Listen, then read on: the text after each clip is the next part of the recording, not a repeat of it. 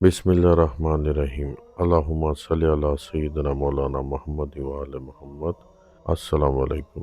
दुआ चैनल के नाज़रीन को खुशामदीद। नाज़रीन, नबी पाक सल्लल्लाहु अलैहि वसल्लम की खिदमत में एक देहाती हाजिर हुआ और अपनी भूख का तज़किरा किया। हुज़ूर सल्लल्लाहु अलैहि वसल्लम ने अपने तमाम घरों में जाकर देखा, लेकिन उसकी भूख का कुछ मुदावा ना हुआ। वो देहाती भूख से बेताब होकर वहीं एक कोने में बैठ गया। अल्लाह ताला को रहम आया और नबी पाक सल्लल्लाहु अलैहि वसल्लम की खिदमत में एक बकरी बुनी हुई कहीं से आई। आप सल्लल्लाहु अलैहि वसल्लम ने उस देहाती को बुलाया और खाने का फरमाया।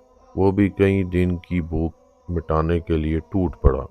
खाने से फारुग होकर उसने सवाल किया, ए अल्लाह के रसूल मोहम्मद सल्लल्लाहु अलैहि वसल्लम, मुझे भूख ने बेचैन किया और अल्लाह ताला ने आपके हाथों मुझे रिज़्क दिया। अगर मुस्तकबिल में भूख सताए और मैं आपकी मजलिस में ना हूँ, कहीं और हूँ, तो मैं क्या करूँ? तो प्यारे नबी मोहम्मद सल्लल्लाहु अलैहि वसल्लम ने फरमाया, तुम ये दुआ मांगना, अल्लाहुम्मा इन्नी अस्सअलुका मिन फ़ज़लिका व रहमतिका व इन्नहु ला यमलिकुहा इल्ला अंता।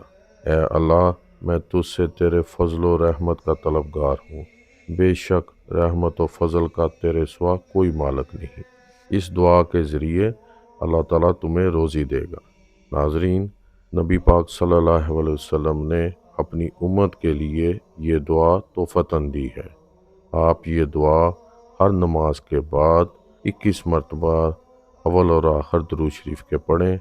इंशाअल्लाह ताला अल्लाह ताला का फ़ज़ल व रहमत शामिल हाल होगा और हम हर तरह की रहमत और फ़ज़ल हासिल करने में कामयाब हो जाएंगे।